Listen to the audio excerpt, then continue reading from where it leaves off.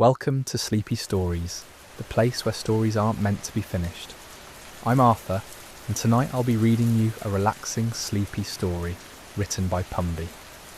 We're journeying into a reimagined fairy tale tonight, one you think you know, but have never experienced quite like this. Let your breathing slow. Release the tension in your shoulders. Sink deeper into comfort as we enter a world of towers, forests and magic that moves at the pace of falling petals. There's a tower in the forest, not the menacing kind from cautionary tales, but something altogether different. Its stones are pale grey, warmed by centuries of sunlight, filtering through oak and elm branches. Moss creeps up its northern face in velvet patches.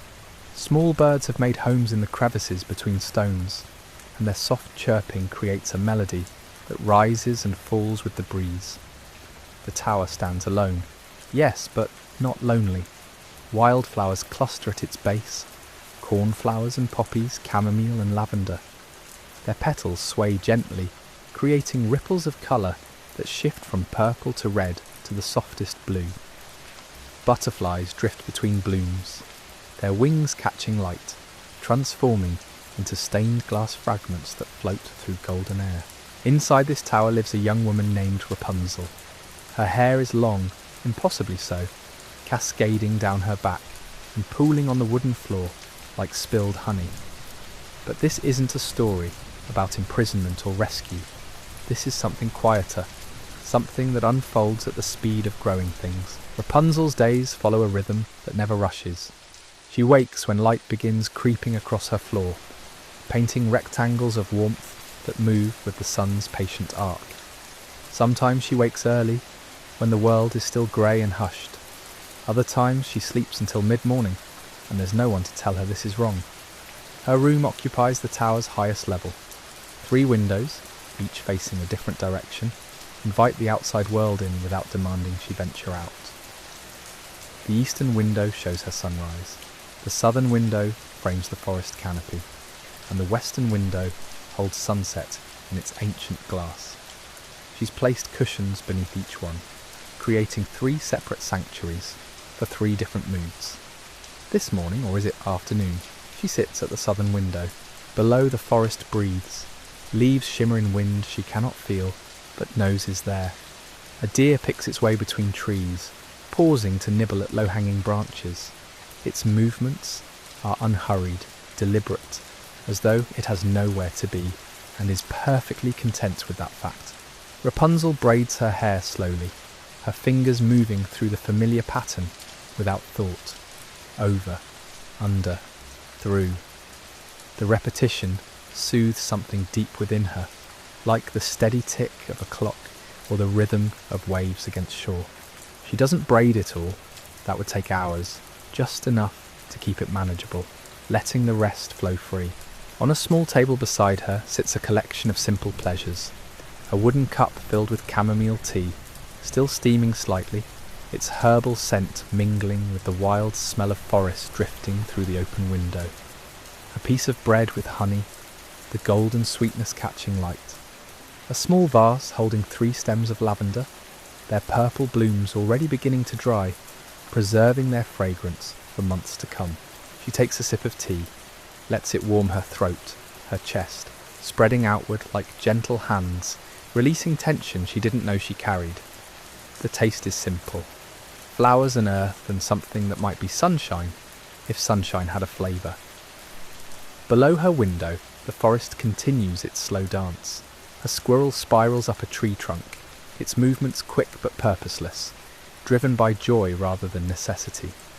Leaves detach and fall, spinning downward in lazy spirals, taking their time reaching the ground. There's no urgency here, no rushing toward anything. Rapunzel's tower contains everything she needs, arranged with care across multiple levels. The floor below her sleeping chamber holds her kitchen, a space of worn wood and copper pots, dried herbs hanging from beams, releasing subtle fragrances that layer upon each other. Rosemary and thyme, sage and mint, creating an atmosphere that's both grounding and dreamlike. She descends the spiral staircase slowly, one hand trailing along the cool stone wall.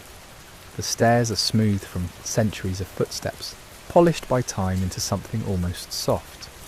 Her bare feet make whisper sounds against the stone, a gentle padding that echoes slightly in the circular space.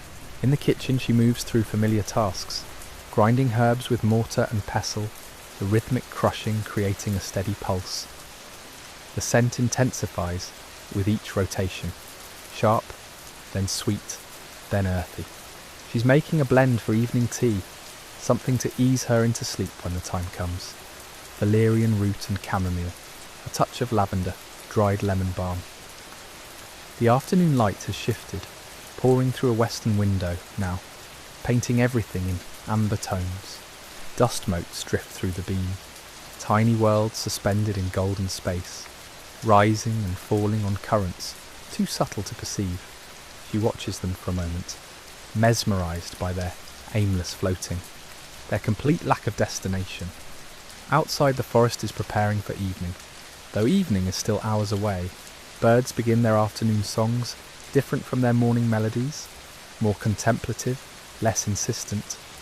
The quality of light changes almost imperceptibly, becoming richer, more textured, like honey thickening as it cools. Rapunzel returns upstairs, her blend of herbs wrapped in cloth, ready for later. She settles at the eastern window this time, watching shadows lengthen across the forest floor, stretching and reaching like the forest itself is waking from a dream, or perhaps falling into one.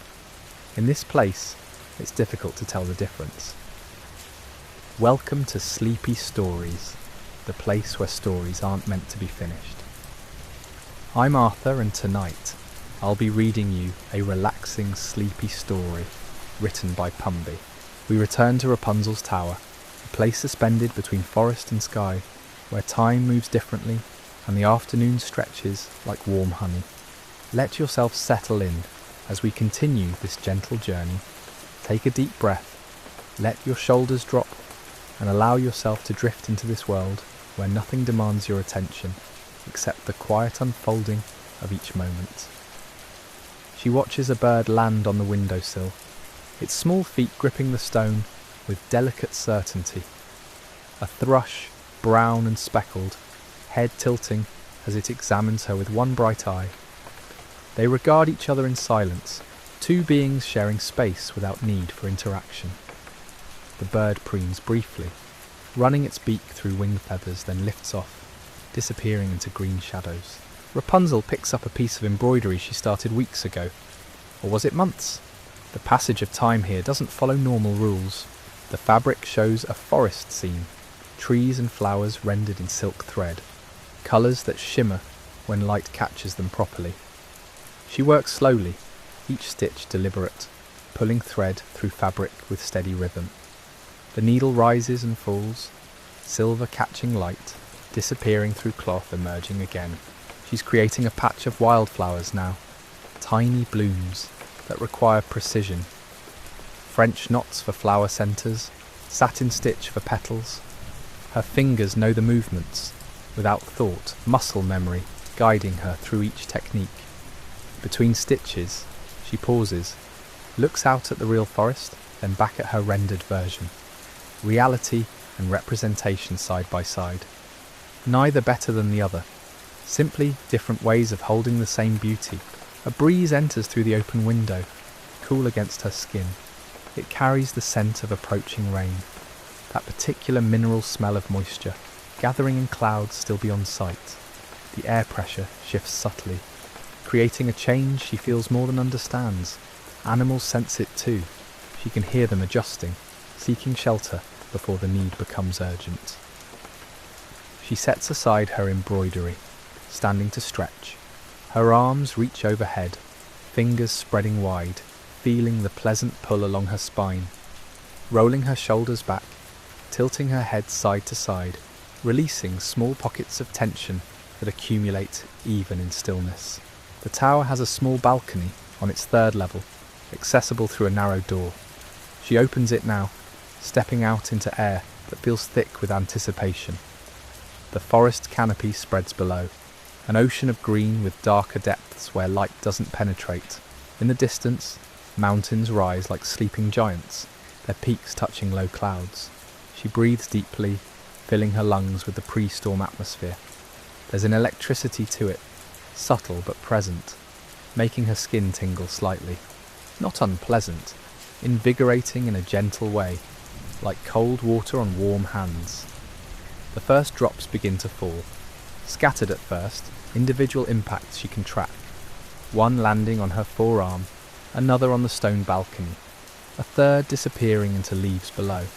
Then more, increasing gradually until the air fills with the sound of rain meeting earth. She stands in it for a moment, letting drops touch her face, her hair, her bare shoulders.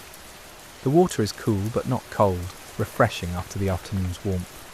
It runs down her arms in tiny rivers, following the paths of least resistance, gathering at her fingertips before falling. Then she steps back inside, leaving the door open so she can watch and listen. Rain creates its own music against the tower, different notes depending on what it strikes. Soft patter on leaves, sharper plinks against stone, deeper thumps on wooden shutters. A percussion ensemble with no conductor, each player following instinct. She returns to her kitchen, the stone stairs now cool beneath her feet. The temperature has dropped with the rain's arrival, transforming the air from warm to temperate. She lights a small fire in the hearth, not for heat but for comfort, for the visual pleasure of flames dancing behind iron grating. The kettle goes on to boil. She selects a different tea this time, something with more body for a rainy afternoon. Black tea with bergamot, Earl Grey, the citrus notes bright and awakening. While water heats, she slices an apple, arranging pieces on a small plate, adding a handful of walnuts, a cube of cheese. The kettle begins its quiet song, building from whisper to murmur to gentle whistle. She pours water over tea leaves, watching them unfurl in the heat, releasing colour and flavour into clear liquid. The transformation happens slowly, water gradually darkening, taking on amber tones. With tea and plate, she climbs back to her main chamber, settling into a cushioned chair, positioned between two windows. One window shows the rain falling, the other faces inward, toward the tower's spiral centre.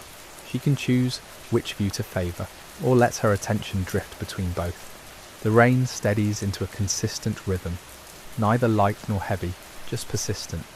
It will last a while.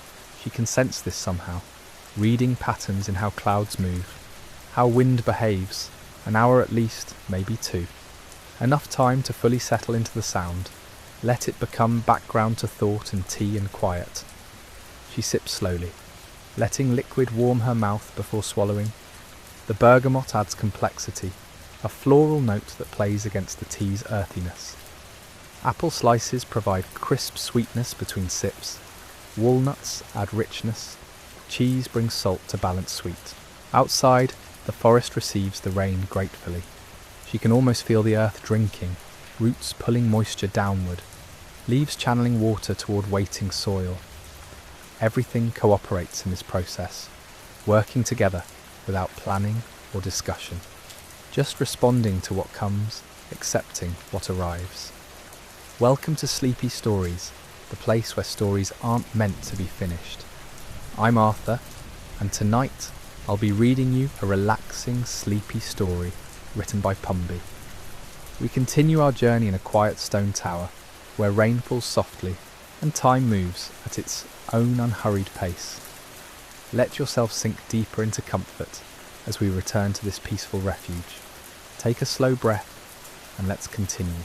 The rain maintains its steady conversation with the landscape, neither rushing nor hesitating.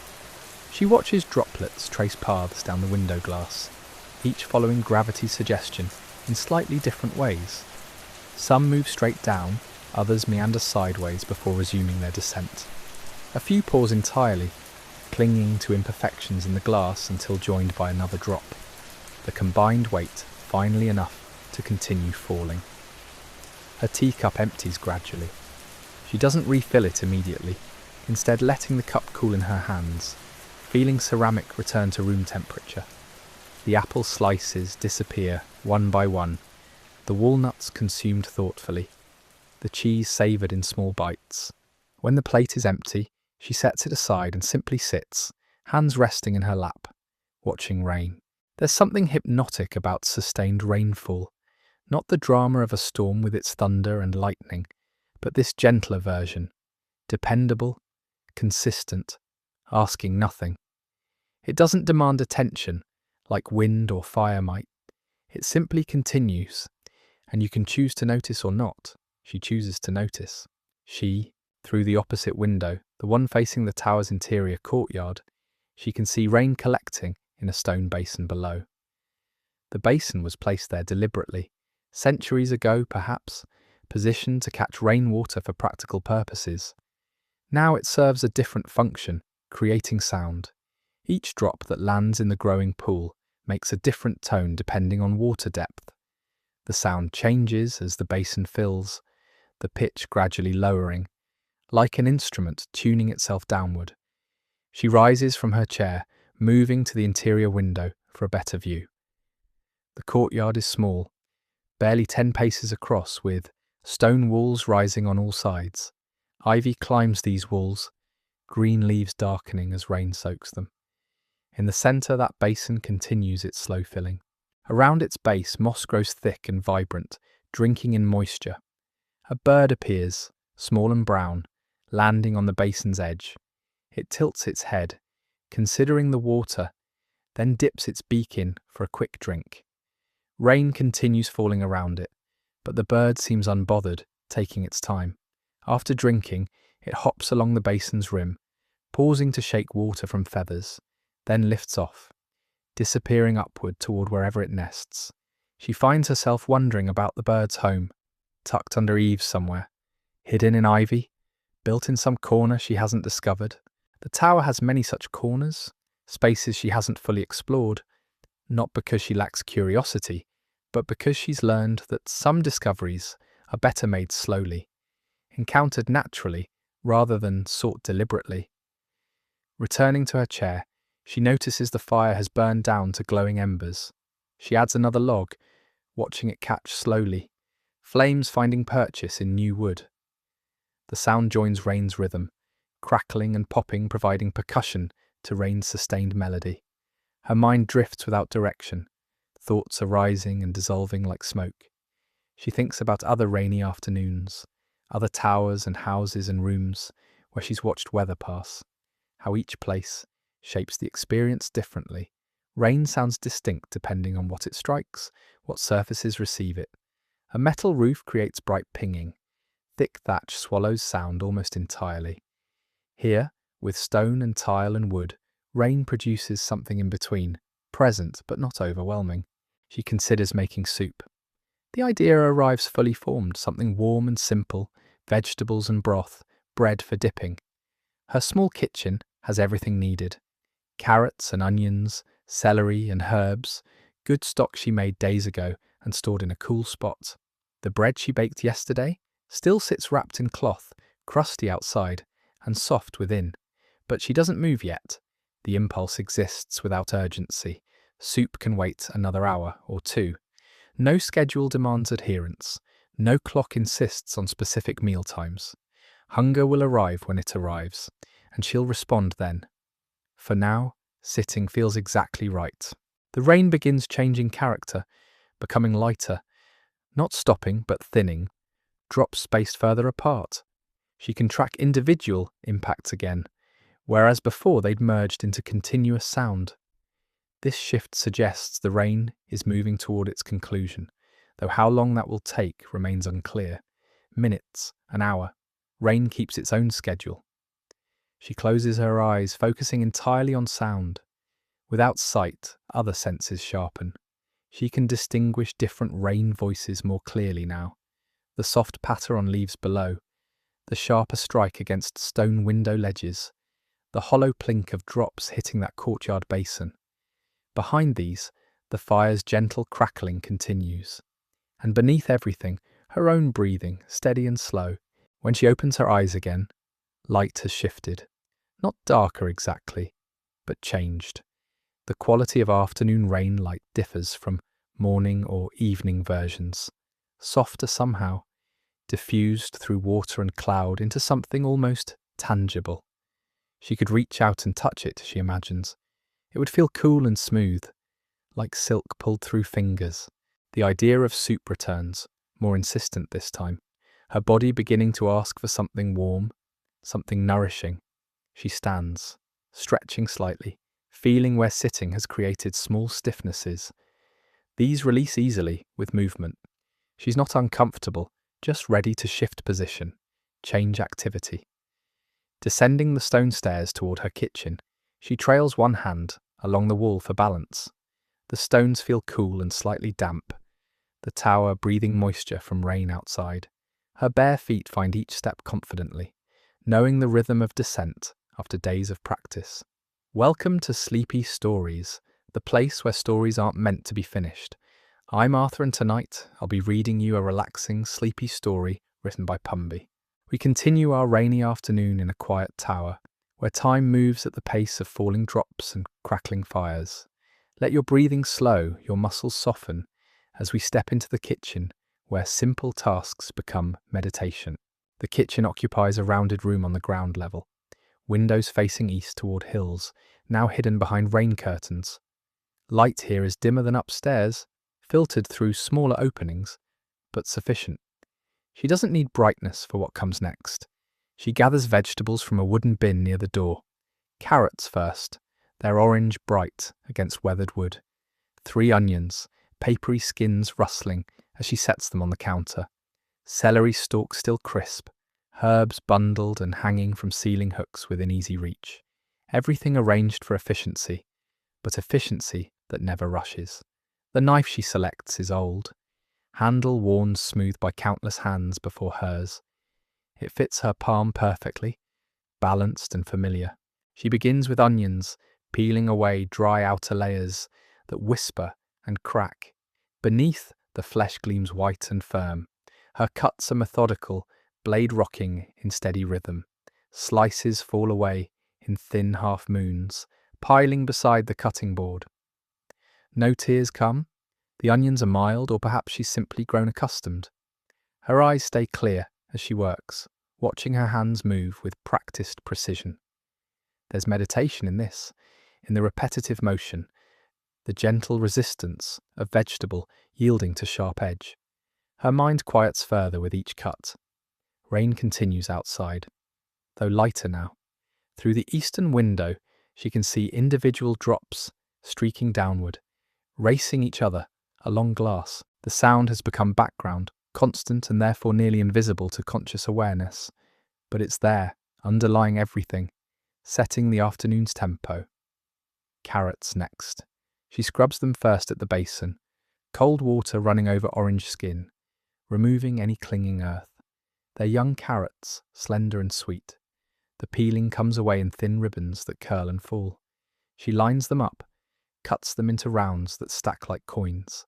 The knife makes soft thumping sounds against wood, adding percussion to rain's ongoing song. Celery releases sharp, green scent when she slices through it. The smell fills the small kitchen, fresh and clean. She cuts stalks into crescents, separating them into a small pile. Some leaves cling to the ends. She considers removing them, then decides they'll add flavour.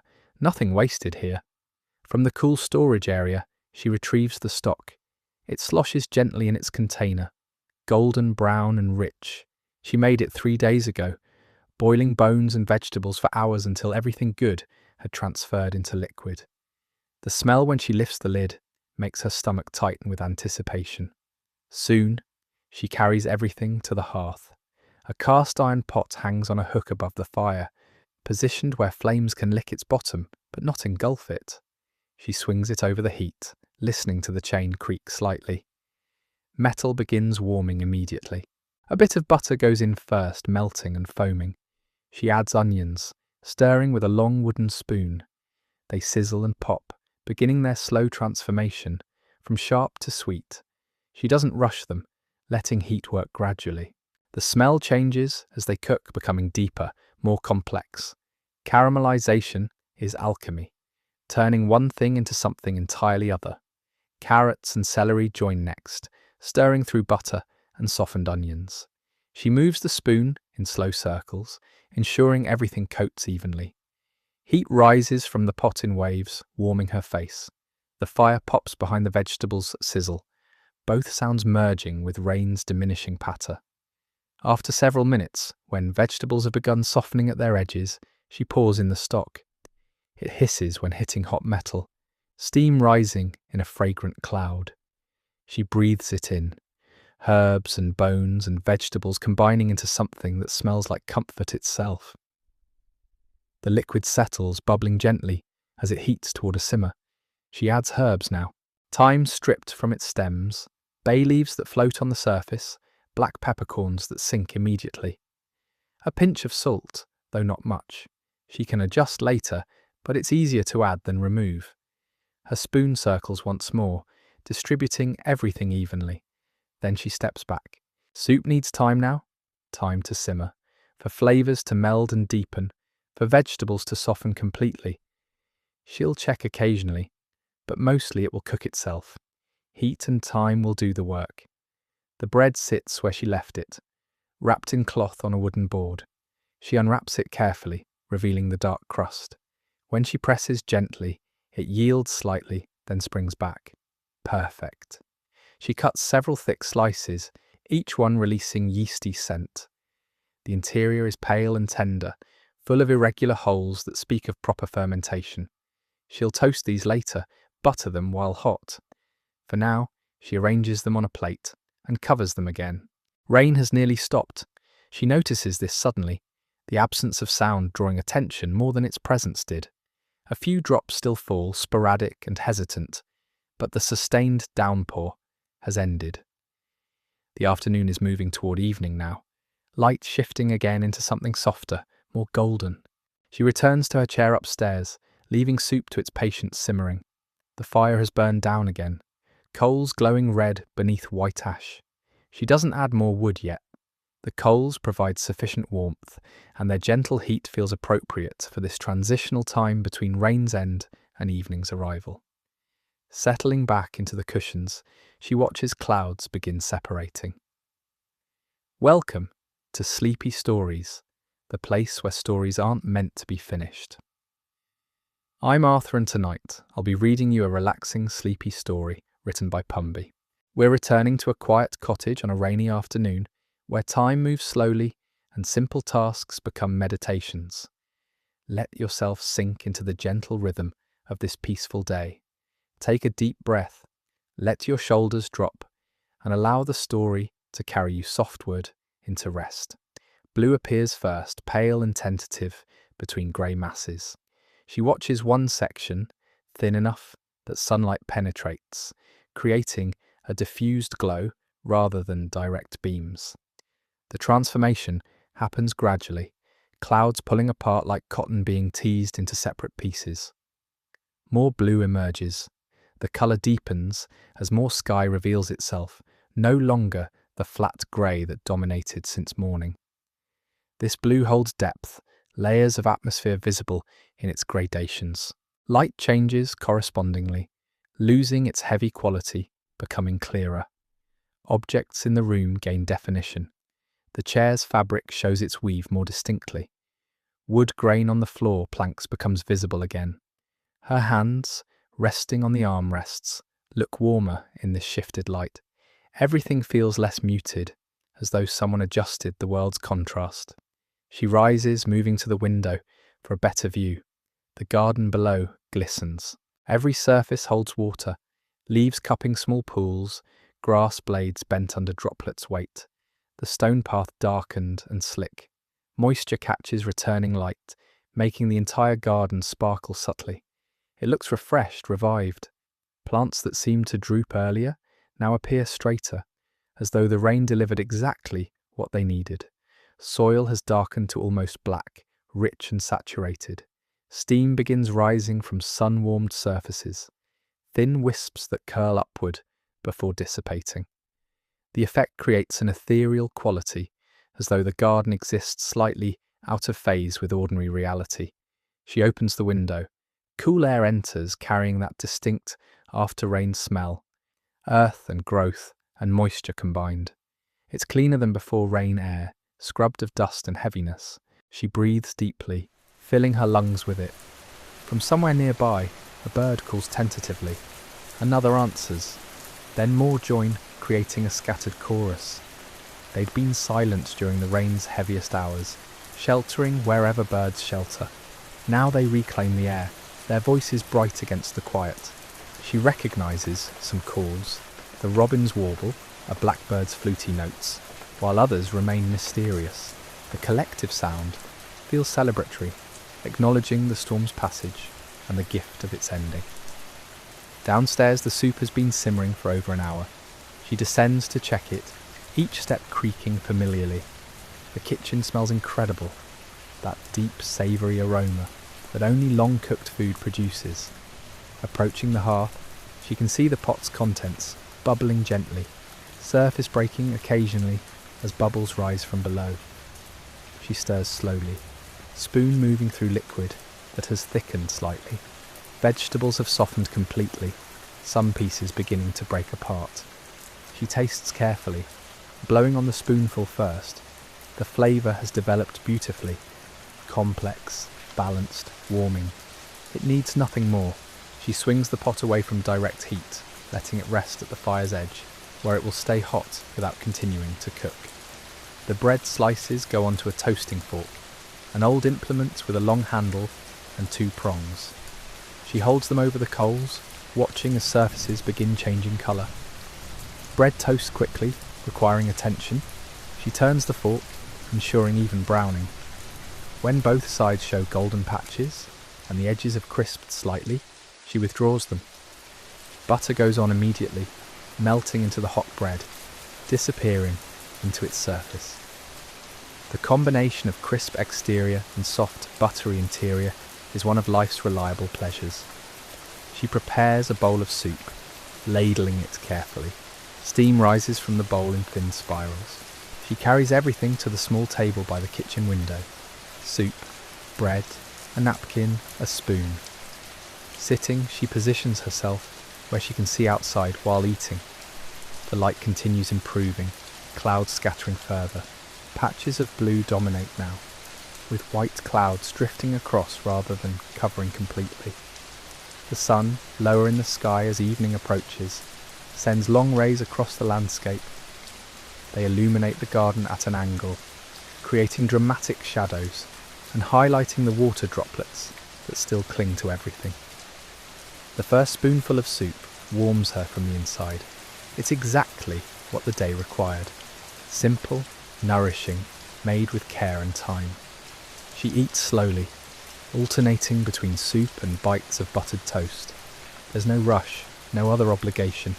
This meal, this moment, is sufficient unto itself. Through the window, she watches a butterfly emerge from wherever it sheltered during the rain. It flies erratically at first, wings perhaps still damp. Then, with increasing confidence, it settles on a flower, wings opening and closing slowly. The rain has passed. The afternoon is transforming into evening. Her cottage is warm, the fire glowing, the smell of soup and toast filling the air. Outside, the world is clean and fresh, gleaming with moisture, alive with birdsong. She finishes her meal in comfortable silence, watching light continue its slow shift toward dusk. This is enough. This has always been enough. The simple rhythm of weather and seasons, of tasks done with attention, of food prepared and eaten mindfully. Tomorrow will bring whatever it brings, but right now, in this moment, everything is exactly as it should be. The soup bowl empties, the last piece of toast is eaten. She sits back, satisfied and peaceful, as the day gently releases her into evening. Welcome to Sleepy Stories, the